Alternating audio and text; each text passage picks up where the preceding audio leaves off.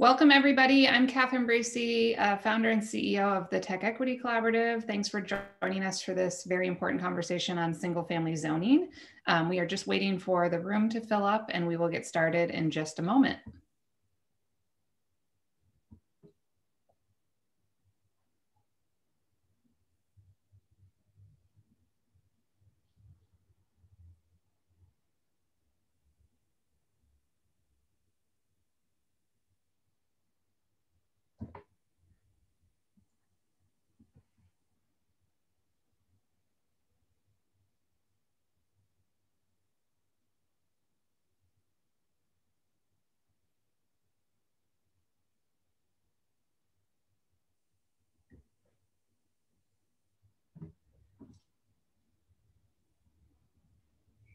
Hello, welcome to those of you who are just joining us. I'm Catherine Bracey, founder and CEO of Tech Equity Collaborative. Thanks for joining us today. We are just waiting for the room to fill up, and we'll be starting in just a minute.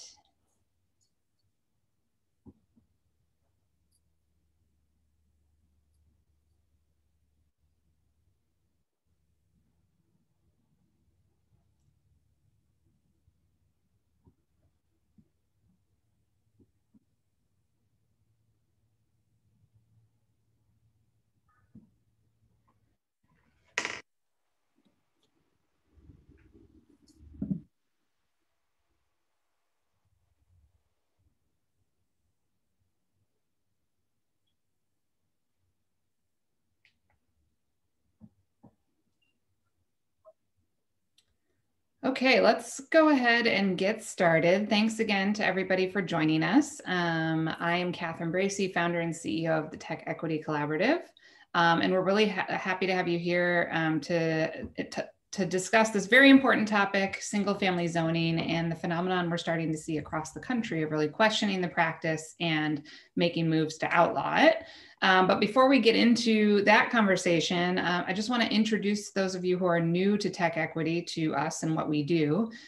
We are an organization based in California that is mobilizing the tech community, so that's tech workers and tech companies, around a public policy agenda that we think will make it so that as the tech economy grows, more people benefit from that growth. So we do that in three ways. We educate people in the tech community about economic equity issues, so events like this and other and similar content. We advocate for a public policy agenda that will advance economic equity in the tech economy. And we engage tech companies around how they can change their corporate practices to reinforce more equitable economic outcomes in the community. And we focus on mainly two issues connected to economic equity: housing, obviously, which is the topic we're going to cover today, but also workforce and labor issues. And before we jump into the conversation, just a quick couple of housekeeping notes. First is that we do enforce a code of conduct at all of our events. My colleague Herman will be posting a link to that in the chat. Basically what it says is, please let this be a safe space for everybody's learning. We are taking you at your honor that you will participate in the chat in a productive way, and make sure that we're honoring everybody's ability to learn and ask questions and be respectful of everybody else's presence here. We will be taking questions from you at the end of the event. Please use the Q&A function for that. Do not put questions in the chat. Please just drop them into the Q&A. You don't need to raise your hand, and you can put those into the Q&A throughout the conversation. You don't have to wait until the end. And then lastly, we want to ask all of you who work in the tech industry to join Tech Equity and support the work that we do. We strive to be an independent organization that is a voice for tech workers in these fights, and we really need your financial support to make sure that we can maintain our independence. So please join if you want to support the educational content that we create and the policy advocacy work that we're doing, including work to end single-family zoning. It's $10 a month or $100 a year, and Herman will also post the link to that in the chat. Okay, so with that, we're going to get started with our great group of panelists here. Just to set the stage for this conversation, I mentioned that, for us, housing is a main issue, and that is because, the tech industry is obviously based in California and the Bay Area. And the growth of the tech industry in this region has obviously caused a lot of inequality and displacement. And a big driver for that is the fact that we just don't have enough housing close to the jobs that the tech industry is creating in order to support everybody's ability to live here and benefit from that economic growth. And so that's why housing has always been a top priority for us. We think that if a growing tech economy is going to drive opportunity for everybody, that everybody has to be able to afford to live close enough to that growth to take advantage of it, even if you're not working in the tech industry. And as we started digging into, why did we have this housing shortage? One of the issues that really emerged as a key was this concept of exclusionary zoning, which is what we're going to get into today. It has a really sordid racist history, and it really is a key reason, even since the civil rights era, when housing segregation was explicitly outlawed, it has served as a function for maintaining segregation and lack of access to affordable housing in California. So that's why we're going to dig into this topic today. And we're going to start with Mike Kinsella, who's the executive director of Up for Growth Action, joining us from DC. And Mike, you're going to get the opportunity to set the context for us. So I mentioned, briefly the history of single-family zoning, but I'm hoping you can give us a little bit more detail about that. What is it? How has it contributed to the housing crisis? And obviously, I've been talking about this in the context of California, but this is a phenomenon that's been, in place across the country. And why is getting rid of single-family zoning seen as a major element of the housing reform agenda? Absolutely. Well, first of all, Catherine, and to the entire team at Tech Equity Collaborative, thank you so much for the opportunity to participate in this important conversation, really about a national housing crisis. And one of the root causes, which is exclusionary zoning and other discriminatory land use policies found in communities coast to coast, but of course, of particular importance in the San Francisco Bay Area and throughout Silicon Valley communities. So before I jump into respond to your questions, Catherine, I'd like to provide a little bit of background on Up for Growth and who we are. As Catherine mentioned, Up for Growth and Up for Growth Action is a Washington, D.C. based organization. Up for Growth is a 501c3 national pro-housing policy and research member network. And we bring together stakeholders who all agree that housing should always be an opportunity, never an obstacle. And as many of you know and understand, the lack of quality and affordable and attainable housing opportunities for Americans, particularly in high opportunity neighborhoods and job-rich places, that's a major driver of the housing crisis. It's not the only driver. We have a huge issue around income. That drives the affordability challenges throughout American communities as well. 4 decades of wage stagnation and widening income inequality means that no matter how abundant housing is, there's always going to be a segment, a large segment of the American population that requires support as far as housing choice vouchers and other resources to enable housing security and housing stability. But our organization really is focused on this driving force, which is a housing shortage that is contributing to and exacerbating seemingly more every single year a national housing affordability challenge. I'll also just add that our organization, in addition to engaging at the policy level, we're focused on research, and we work with a variety of stakeholders, again, across many different sectors to develop well-rounded assessments of problem statements, drivers of the challenge in different sorts of communities, and also, delving deep on potential solutions, really unpacking varying policy interventions that could be implemented from a local level, a regional, state level, even all the way up to federal government, which I'll address later on in this presentation. But to answer your question, Catherine, going back 100 years, racial segregation ruled unconstitutional under Buchanan and Worley, Supreme Court 1917 case. Exclusionary Euclidean zoning really came to bear literally after that case was adjourned. As we look at zoning codes today, looking at redlining maps versus single detached zoning maps, there's a high degree of correlation between those areas that were historically redlined and those areas in communities that are effectively zoned exclusively single detached housing only. And the converse is true, which is those areas which were not redlined, which were called grade D or hazardous in the old Holk maps from the 1920s and 30s. Those areas are where you do find the multifamily housing largely, and particularly affordable communities. And so we have a real sorting that is a result of those patterns and policies implemented over a century of policymaking. And I think, in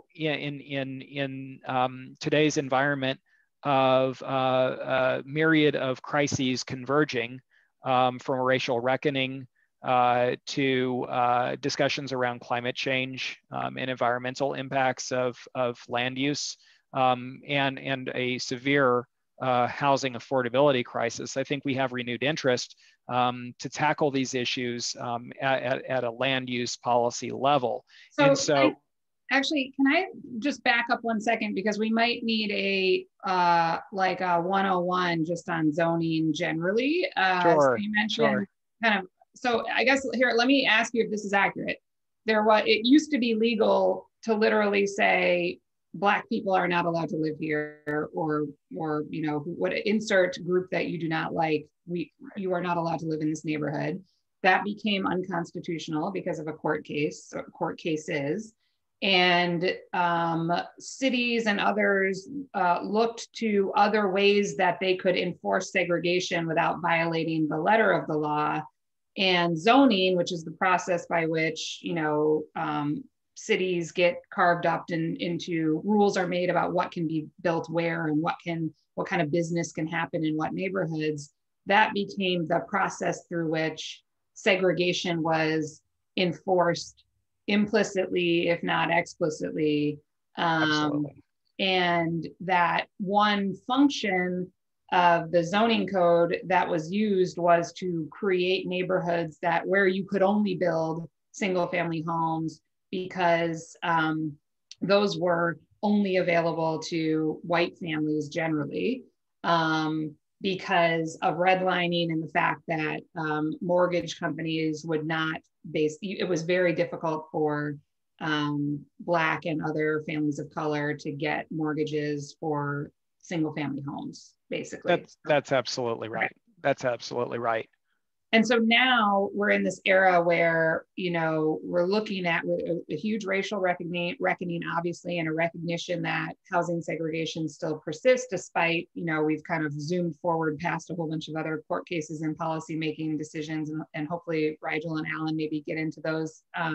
But now we're at this place where people are really questioning, hey, these laws that have been allowed to persist, despite the fact that we have outlawed segregation on the books, are still creating de facto segregation. And if we don't get rid of them, then we're never going to achieve the racial equity we hope to see in the housing space. That's absolutely right. That's absolutely right. Yeah. Yeah. So Rigel, Berkeley was, where there's some debate over this, I guess, but one of the first cities, if not the first city, to create a single family zoning ordinance. Can you talk a little bit about that specific history in Berkeley? And then would be great if you could touch on the efforts that you and others of your colleagues on the Berkeley City Council. I forgot to mention you are a Berkeley City Council member. I think still the youngest ever. Technically speaking, yes. Okay, I'd love to know what the technicality is there, but I am. And you are, of course, helping to lead the charge to outlaw single family only zoning in Berkeley. So can you tell us a little bit about the historical context in Berkeley, and the efforts that you are taking to move to a new paradigm? Yeah, that's absolutely right. Thank you, Catherine. And I want to say first, well, thank you for having all of us here. And it is so good to see so many people on this call fired up about zoning reform, which I usually am used to finding it's pretty hard to get people excited about, but that's been changing little by little over the years. And then I think really very suddenly, very dramatically in recent years. And that is a natural result of people having these big picture conversations, linking the conversations of zoning reform to so many of the other issues that we care about: housing affordability, climate change, residential segregation, and issues of equity. And those are the tough conversations that we've been having in Berkeley that are especially tough to have given our painful history with the issue.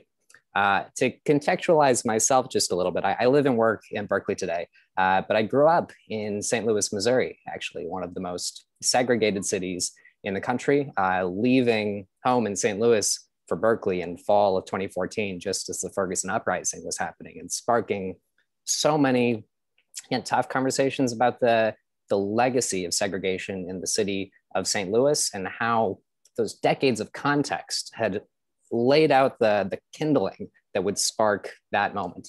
And we all remember just a little ago when the McCloskeys, the family in St. Louis that made a name for themselves by pulling a gun on Black Lives Matter protesters, became the mouthpiece at the RNC for fighting efforts to end single family zoning, saying that Democrats were going to swoop into your suburbs and destroy them.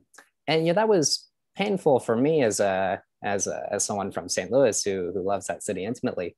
But it was so much more painful to realize and to learn that those tools that are used by cities all over the country to reinforce and to maintain residential segregation were actually first forged in Berkeley, in progressive, liberal, Bay Area Berkeley, which at the one level is so mind-boggling, but at the same time makes so much sense.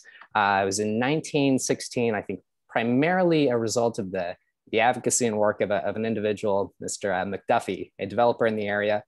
You can almost pin most of it to an insidious, vile, and cruel marketing scheme designed around the promotion of the Elmwood neighborhood, because they wanted to bring in the right sort of buyers for these properties. They wanted to be able to promise that you're not going to have to deal with Black people, foreign-born people in this neighborhood. So they used every tool at their disposal, benefited from explicit racial segregation, but also devised this new tool, single-family zoning, to achieve implicitly, if not explicitly, the same ends. And so, we see parallel stories here in Berkeley, as with every other city in the country, as the explicit tools of racial segregation no longer became available. They found new, more creative ways, more insidious ways to achieve the same ends.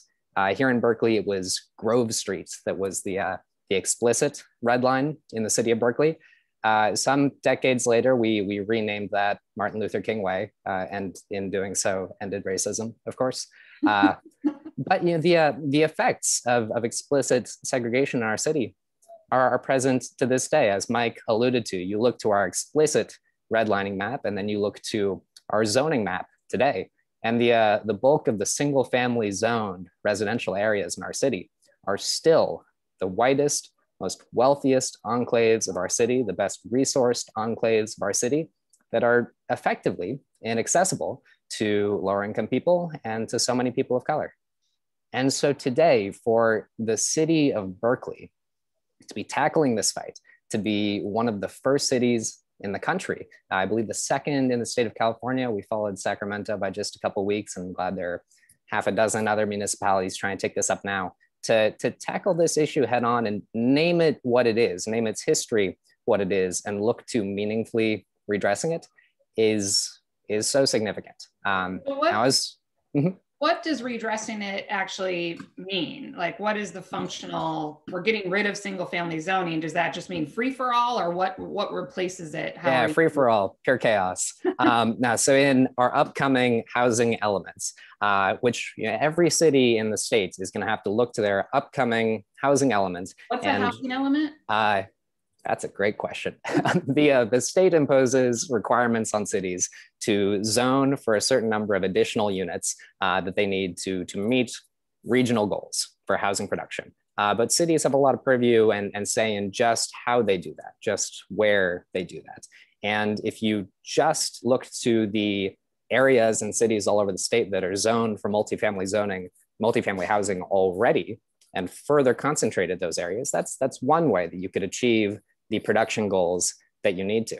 And that would leave these disproportionately wider, disproportionately wealthier enclaves intact. And it's our belief that, that every neighborhood should be pulling their weight, and that there is a distinct, progressive, more equitable benefit, that it's truly an anti-displacement and an anti-gentrification measure to open up these wealthier enclaves in our city to multifamily housing that will intrinsically and inherently be more affordable by design, that is good in and of itself. In a city where we have kids graduating from Berkeley High who cannot imagine ever being homeowners in the city that they love and they grew up in, because the median home value in the city of Berkeley is $1.3 million. I mean, that's obscene. So does that mean, 40-story high rises next to four bedroom house? Right. This is the fun part that I love so much, and I think has helped bring a lot of people on board in our city. Most of what we're talking about is legalizing building things like duplexes, triplexes, quadplexes, fourplexes, tetraplexes. You can choose your four prefix of choice, or plexes. Yeah, that was four. What's exciting about that is, a lot of those sorts of developments can really do a lot toward our production goals, do a lot toward our, the climate change and emissions goals to help keep people closer to the jobs they're working. But it's also, for the most part, in a lot of ways already happened under people's radars. A lot of these neighborhoods are actually littered with multifamily housing that look like single family homes, that are multi-unit housing, that today would not be legal to build. Houses, quadplexes that actually predate the zoning code, that on streets that people have been walking for years, not realizing that they actually have more neighbors than they think they do, which I think has been a really interesting wake-up call to people. And I mean, this whole issue, it transcends partisanship, I think, in some interesting ways. I think issues of zoning reform and reversing residential segregation so obviously line up to values that to me are progressive and very big D democratic. But I think to a lot of people that share those ideals in cities all over the country, that becomes uncomfortable to reconcile with the material difference that they feel like they're going to see in their own neighborhood. So what's been really effective for us is really trying to paint that picture and draw that link better for people, to show them that this is about more than just something changing on your block, maybe a little bit more traffic on your street if you have a few more neighbors, but it's really about equity. It's really about racial justice. It's really about climate change, these issues that we know you care about because you have signs on your lawn that tell us how much you care about them. So, so come along with us. Yeah. So what's next for Berkeley? I mean, where are you in this process? We intend to approve by the end of next year, so 2022, our effectively updates to our zoning code and our zoning map. And it's going to be an intense and very engaging process until then, with our planning commission and engaging the community to every extent we can. But what was significant about the votes the council made in the last couple of weeks, months really, was not just to initiate the process of our housing element and hope that it lands in the right place, but for council to really set some benchmarks and say, it is our intent that by the end of this process, we will eliminate exclusionary zoning in the city of Berkeley. And so they're embarking on that process. But we have clearly articulated goals that I am very excited to see us meet. So hopefully end of 2022, we'll see a exclusionary zoning free Berkeley. It's gonna be a big year.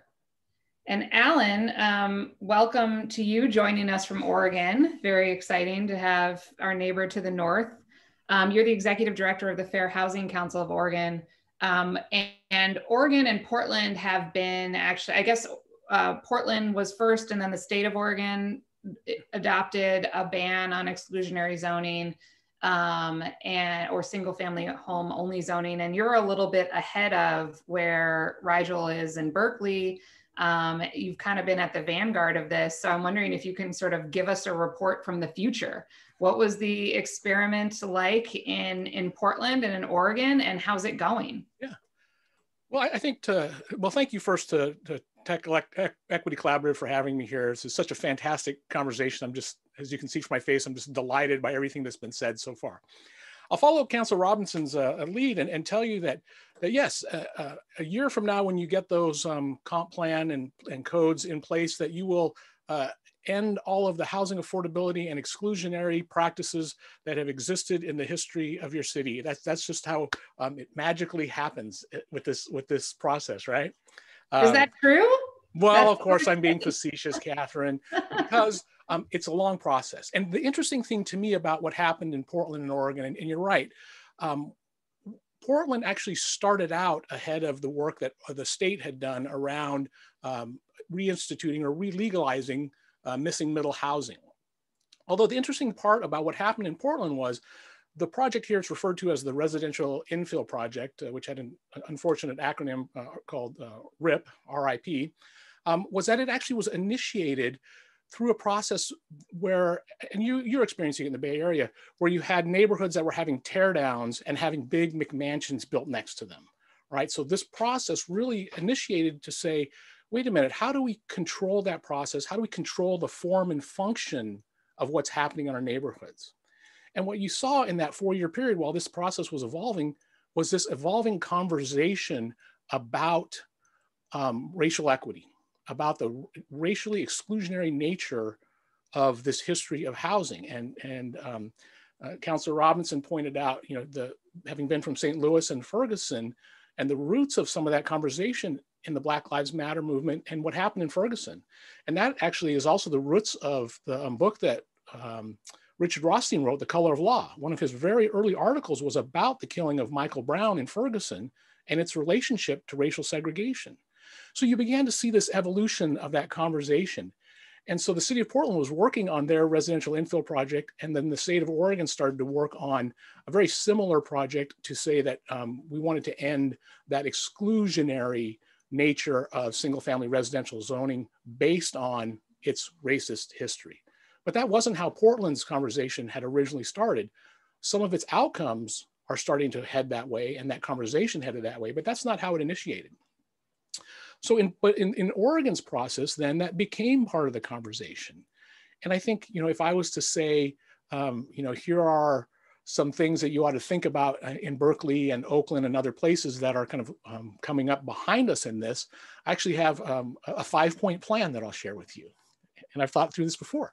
And the first one actually is what folks are already doing and what was so interesting about the evolution of this process. And that was lead with a conversation about race, right? You saw the Haas Institute release the report in the Bay Area about that history. We saw those reports here in Portland. Rothstein's book, I think, was really important in helping to frame a conversation about how we got here, essentially.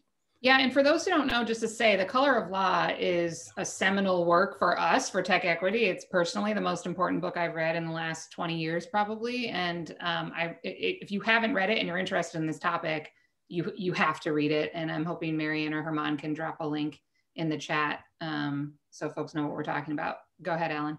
And I was actually on another webinar with Richard Rothstein. He's actually writing a second book about it. So it's going to be really amazing. His call is for a second civil rights movement, for a new civil rights movement. So connecting this history around housing discrimination and its ties to civil rights, so important. So I think leading with that conversation has been vitally important, and it really helps activate a shared set of shared values that we have. right? One of the really interesting things about the evolution of single family or single detached residential zoning is it evolved from that very racist origins to becoming the American dream. When we think about the American dream, we think of single family residential suburbs, right? Quite often. I think that's evolved now, but certainly during the middle part of the 20th century and into today, it becomes the norm of what we think about rather than addressing its actual racist roots. So addressing that history is the first piece. The second piece is I think what Councilor Robinson referred to, seek intended outcomes. If we are going to talk about a history that was racist, if we are using that history to move this work forward, we got to make sure that our outcomes match that conversation. That's very difficult to do, and especially for somebody in the fair housing movement where we actually can't do that based on race. So how do we do that? How do we make sure what we're trying to do actually reaches the folks that we intended to serve by having this conversation? The third part of this is actually, I think what worked in Oregon was to support a broader spectrum of solutions, to make sure that what we recognize is housing affordability, displacement, all those pieces are so complex that there isn't one solution, that supply side isn't the solution that will get us out of this. You saw that in the experiences in the history of legislation in California, right? From going back to SB 50, that we see opponents that come forward that are advocates for communities that say, wait a minute. We know that development has meant displacement in the past. So what can we do? In Oregon, there were some other sets of tenant protections that rode along with bringing in the extension of middle housing. And it was important to make sure those conversations were riding together and were addressing each other to help address the needs that were coming forward. And that really, the fourth piece then was minding your bedfellows, right? It was really talking about who is supporting this and why, and what outcomes are they actually pushing for. I went low tech and created some slides just to illustrate what I mean by bedfellows. And so I'll just hold them up here. So this is one we know, right? So that plays in. Okay, Catherine's got a thumbs down on it. There might be some of us or you here, right? This term we know. YIMBY, if you don't know, means NIMBY is not in my backyard. YIMBY is yes in my backyard. What I offer in this conversation and for different bedfellows is there might be other perspectives we need to consider. What I offer is that, yeah, I think I would say yes if I can keep my backyard, right? If I live in a community that you might want to bring additional displacement or development to, if I'm not going to get displaced, then sure, let's do that because it might bring opportunity to my neighborhood. Then again, we might also have folks that would say, well, sure, if what the intended outcome is actually affordability, right? And affordability for that set of folks that we originally talked about were excluded from single family or single detached units, which is also hard to do in these marketplaces. So how do we do it? One of the things we saw in Portland was as that residential infill project moved forward, at the very end, there was some issue around displacement in communities of color because of when you think about the marketplace and the economics of it, that development was going to occur in lower priced areas where there were already communities of color, so that we'd see displacement there. The answer from some of those advocates was to provide additional density bonuses or additional units, right? Sixplexes if you could have guaranteed affordability over time, right? So making sure you had an outcome that served those folks. Yeah, and I mean, that's great. And actually, as we move on, I think the next question I'm going to ask is going to be to Mike. So if you want to, Alan, drop in the chat those 5 bullets, I think that would be super helpful. I don't know if Yikikimbi is going to catch on, but maybe. So thank you for being the sort of voice from the future. And what I'm taking away from this is that the devil's in the details, and that this isn't just a kind of binary conversation, that there's a lot, like most conversations about how we live together, it's going to be complicated, but hopefully a rich discussion, which has an outcome not just of getting us more housing, but of connecting neighbors to each other about where they live together better. So Mike, we've been on the ground, right, in these two communities that are, have already passed something or a little bit further down the road towards implementation, and a community that is now just embarking on this. And there are many cities across the country that are considering whether this is something they want to do. And I want to get a sense from you of like, what is the role of the federal government in all of this? We've gone from an administration that was actively hostile to getting rid of single family zoning and integration, basically, as Rigel alluded to. And now we have one that has, refreshingly, in my view, really named this as a key issue, a key racial equity issue, and it is proposing to do what the federal government can do to help move these policies along. But of course, the federal government doesn't have control over local zoning. So, that's right. So what can the Biden administration do, or the federal government in general, to help us get out of this restriction of exclusionary zoning? Yeah, no, and thank you for the question. I think there's a lot that the federal government can do. There's a lot Congress and the administration can do to really enable and support communities to do everything that we've been talking about on this call, from city of Berkeley to city of Portland to city of Minneapolis, Minnesota. These are standout communities that have really taken the lead on innovative policymaking to tear down exclusionary and discriminatory land use and zoning barriers. But there are so many more communities that can follow in those communities' footsteps and really make national progress on this challenge. And so I think if you think of the housing crisis as a national issue, not a local issue, it becomes clear that the federal government should play a role. And if you think about the history of how the federal government, going all the way back to the early 1900s, played a role in catalyzing these barriers, you can start to understand how the federal government can play a role. And what I would argue is that the federal government could do any number of things to catalyze solutions on the ground, despite the fact that federal government doesn't control zoning laws or local land use policies. And I would say it's a spectrum from creating carrots to induce communities who otherwise would be challenged moving these policies forward to do so, to sticks. Leveraging large-scale federal funding streams to cajole and nudge otherwise unwilling or reticent communities to take those hard votes to address exclusionary barriers. And somewhere in the middle is transparency, and I would say policies aimed at accelerating by providing capacity.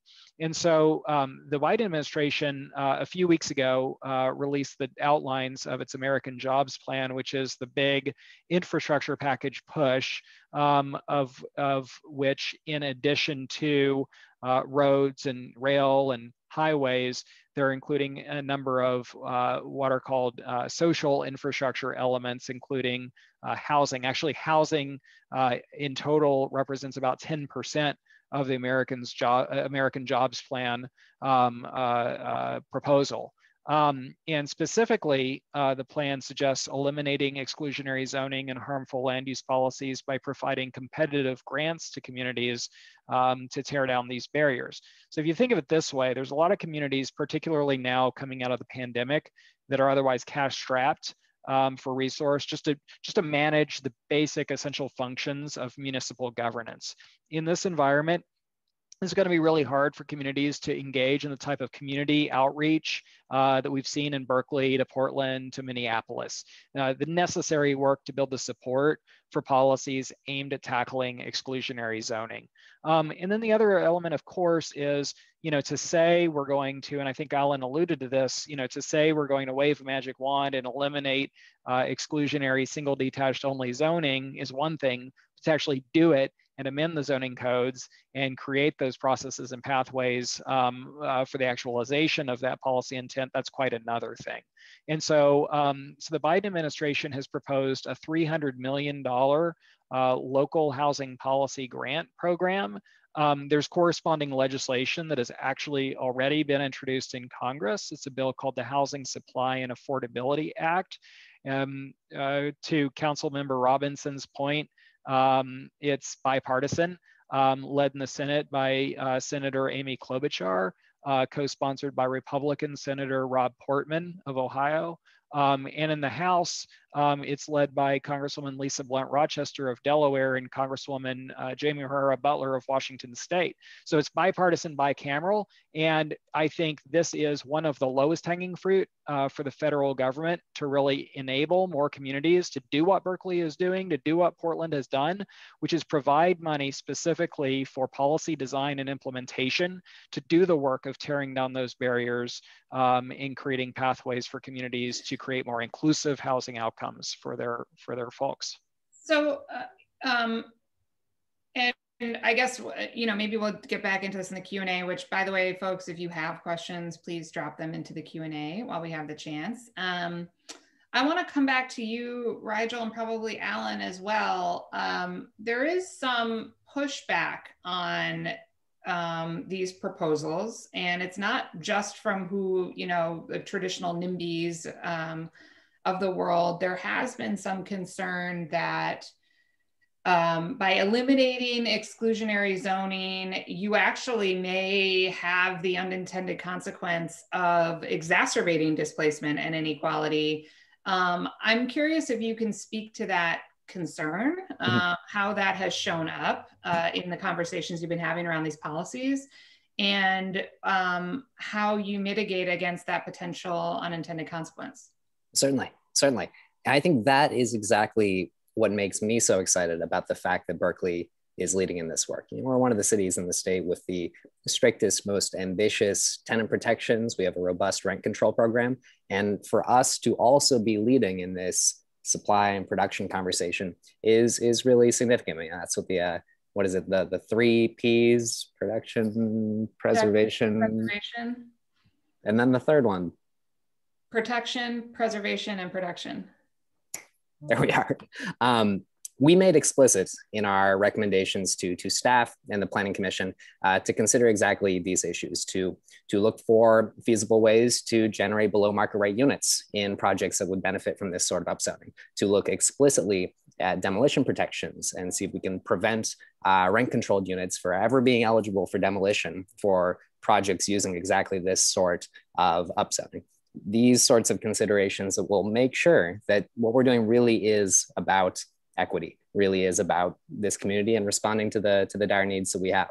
I think the concerns that people have are absolutely valid and rooted in so much of the pain that we've seen over the last several decades. But it's exactly that pain and that story that, to me, reinforces why this work is necessary. In a city like Berkeley, the gentrification is happening and has been happening despite a failure to build new housing over the course of half a century. If anything, exacerbated by it, being peripheral to one of the biggest job centers in the country. Those new tenants, wealthier buyers are coming anyway. And when you're not creating new stock, the effect that has is them pricing out longer term residents, pricing out lower income residents. So when people say that, that this approach is going to create gentrification, is going to create displacement, I want to make sure that we're looking at the approach that has resulted in the gentrification displacement of the last 50 years. And I truly, deeply believe that the approach that we're taking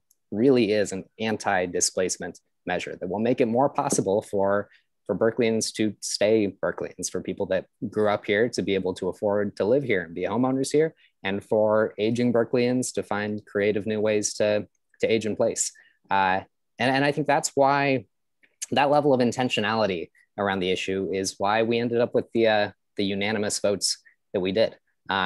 Berkeley has we have a complicated and fascinating reputation around the state. There are folks that have felt like Berkeley is a NIMBY stronghold for years, and people know that Berkeley has some of the most robust tenant protections in the states. And given that, and given that we're leading on this issue, I think no other city in the state has an excuse not to, if we can pull it off.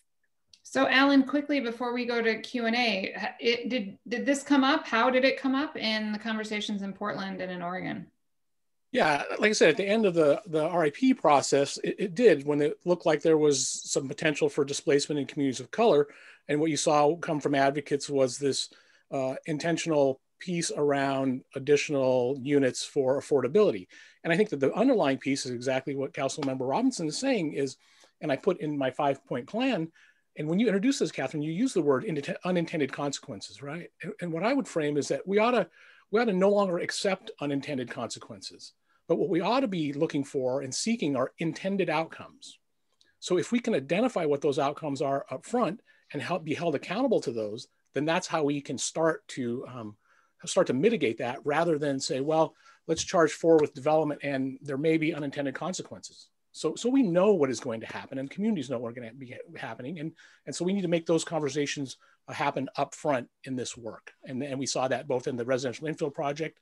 Actually, we saw it at the end, unfortunately, is what I would say. The Planning Commission, before it passed to the City Council, it passed the Planning Commission by only 1 vote because of that tension around potential displacement. And so it came very late in the process, frankly. So now I think we want to go to audience Q&A. I'm going to welcome Marion Wellington back, who's our director of content, who's been in the Q&A. It looks like we have some questions down there, Marion. What's popping? We sure do. We have a lot of questions in here. And first, I wanted to thank everyone for this amazing conversation. I know my teammates and I have been raving about this in our Slack. So thanks so much. This has been a really great time. We have lots of questions. I'm going to try to pull out a few of them to discuss. And actually, Alan, we have a question for you about the real life application of the removal of single family zoning in Oregon and in Portland specifically. The question from this attendee is, how much more housing were you able to provide for extremely low and low income households? Did you see a change in housing affordability? And have you seen, or will you hopefully see soon, a housing affordability and the homelessness gap close? I'm going to give you a frank answer, and that answer is no. There's 2 reasons for that. One is, it's very early in the process. This just passed in December, and one of the issues that's really difficult with these solutions is they take a long time to understand whether or not they're going to work. Right? This is like a 10 or 20-year lab. Even in the introduction, even in for this panel, it says this is the 10-year, what will Berkeley look like in 10 years? So we don't know. And so again, it's making sure that we have those intentional outcomes going in, this opportunity for how affordable housing developers to put in sixplexes in those areas if they can guarantee affordability. So what are those solutions that we ought to put in place up front that we can think about? The other thing that's going to happen is, I think the benefit of this conversation isn't that it's going to generate oodles and oodles of housing. And I think that's just true of middle housing. But what it did was shift a conversation that said that we recognize that there are exclusionary areas of our city that we need to address. And so the next conversation is, how do we do that in a way that actually gets to a solution that ends the lack of opportunity, ends folks who are do not have housing that's safe, affordable, and free from discrimination. So we aren't going to get there with this one solution, but we need to continue that conversation. Yeah, so the process is still ongoing, and it's still an open question of, will there be requirements for how much affordable housing is included, and that's still in the works. Absolutely, yeah. And that's one of the pieces that, at the statewide level, so there, what happens, and this will happen in Berkeley and Oakland, right? When you get the stakeholders together to talk about the details, then you are really wrestling with some of those pieces. So for instance, parking becomes one of those, right? Seems fairly innocuous. But when we think about the cost of providing parking versus the opportunity to provide housing for people, that's a very real conversation about how we provide housing. But it's also a very real conversation about quality of life. Yeah, so those are conversations we got to have. And I guess, there's one thing that I like to think about is just like I know we have a tendency to be uncomfortable with the unknown going in, right? So like, can you guarantee that this is actually going to reduce, homelessness or provide more affordable housing? And I guess the question I have is, well, look at where we are now. Like, the other option is the status quo. And we know that's not working. We have 100% clear data that we are not meeting affordability goals and homelessness is on the increase. So the current status quo is our other option. what do we do to make sure that we are creating more housing, feels like the right path to be on. So I'd be very curious to see where you all end up, and hope that there are folks holding you accountable to those intended outcomes that are more equitable than where we are now. I'll say one other thing, if I could, Catherine. The other thing that happens in the marketplace is it's not naturally going to develop housing at the very lowest end of the market where it is most needed, especially for folks who are experiencing houselessness, right? So that's a different part of the equation than even what we're talking about today. And that might be a role that government or federal government plays. So a different part of the conversation. Yep. Marion, what else? Yeah, I think to bring this conversation more nationally, we have some folks asking, with the caveat that we know of, these changes will be long and over the course of many years. But Mike, can you cite, in your national perspective, some of the greatest zoning successes that we've been seeing in the country, where we're seeing some real change, either related to single-family zoning or more broadly in terms of zoning generally? Yeah, well, I mean, this is a very nascent conversation at the federal level, really tackling exclusionary zoning and really addressing exclusionary single detached only neighborhoods. But I would say that some of the early successes that we often cite are the Oregon experience, really tackling this at a statewide level.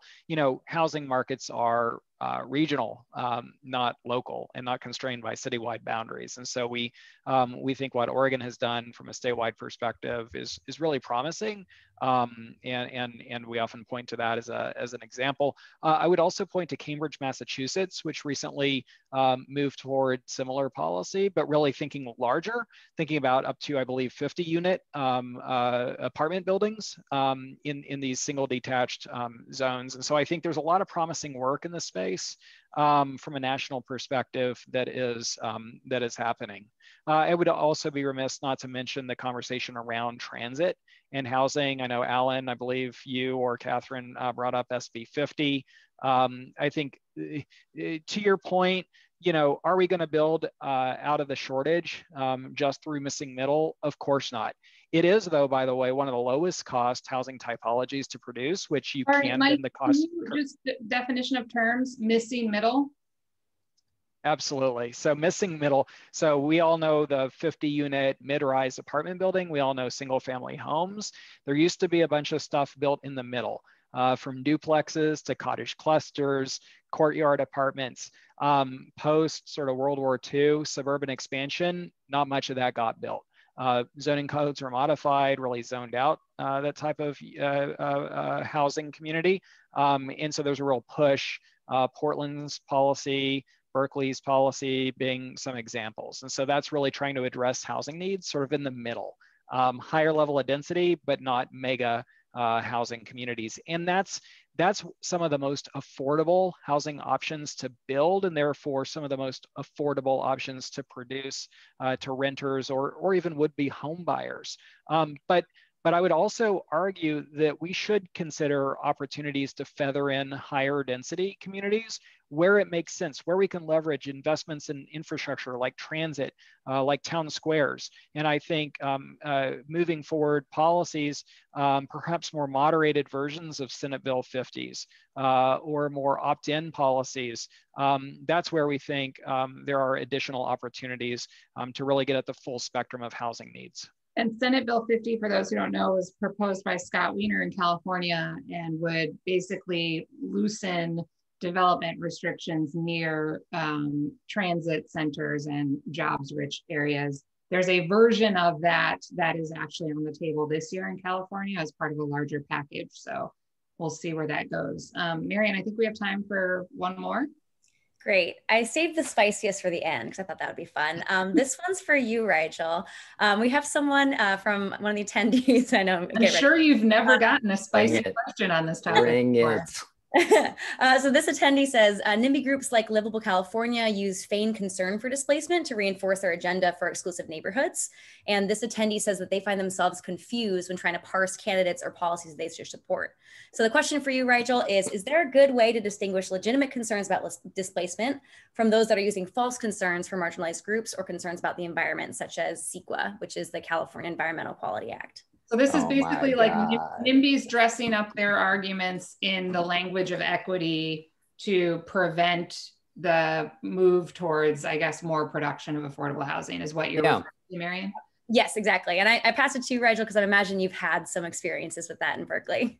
I don't have any obvious, red flags to point out for you. It's challenging sometimes, but what you observe is absolutely accurate. We observe this all over the state, and we observe this here in Berkeley too. And I think it's some of the vibe that I touched on a little ago. This sort of, oh my God, painful motif of a city like Berkeley, where the streets are full of Black Lives Matter signs, but the Black population in our city has dwindled over the last half century because of land use decisions that we've made and the gentrification and displacement that we've enabled. And that the results of so many of our land use decisions can be deeply regressive, even when they're dressed up in progressive, equity-oriented language. And that can be hard to parse through sometimes. But I think what has brought us success here is really working directly with and speaking directly to the issues, those tenants' rights concerns, those displacement concerns, and trying to make sure that the product that we're bringing forward really is a holy alliance of sorts between the growth advocates and the tenants' rights advocates. And when you do that well, the folks who you're describing don't have a whole lot of space left to take up. But it is a challenge, and it's one we experience here too. Yeah, I think that's a great answer, and I have seen in the fights among the pro-housing community, those who sort of prioritize tenant protections versus those who prioritize new development, or the production versus protection. When they are finding common ground, it's much harder for the elements who are explicitly anti-housing to sort of exploit the weaknesses. So I think that's really important. And that's to both sides, right? Like that's a message to YIMBYs to really develop a sense of, engagement, listening, humility about how they work with communities that do have real concerns about what new development means for them. Totally. Yeah, I think it's challenging, especially when, if you spend a little too much time on Twitter, you might think that the only two factions in the housing discourse are, tenant protections or more growth. And there's a whole other lobby that wants neither of those things. And that's a much bigger challenge and a much bigger obstacle to the progress that we're trying to work on. Exactly. So we're getting close to wrapping up. I want to thank you all for joining us and also preview an event that we're hosting next week on a similar topic. It's about Black homeownership and the challenges to, with this conversation, we're mostly been talking about how we ensure most of this new housing we're talking about developing is going to be rental housing. But how do we find equity through homeownership for Black communities in particular, who for a variety of reasons, some of which were discussed today, have been locked out of the wealth building opportunities that Black homeownership provides. And so that's the topic specifically that we'll be having next Thursday, same time, same place. You'll be getting an email in the next few hours with more information about that and some follow-ups on this conversation. Also just want to reiterate, if you're a tech worker, we'd love to have you join us, $10 a month or $100 a year to come add your voice to this fight. Thank you to Rigel, Alan, and Mike for the work that all of you are doing across the country on this really important issue. And we hope to see you all soon. Godspeed. Thank you so much for having us. Good to see you all. Bye, everyone. Thank you.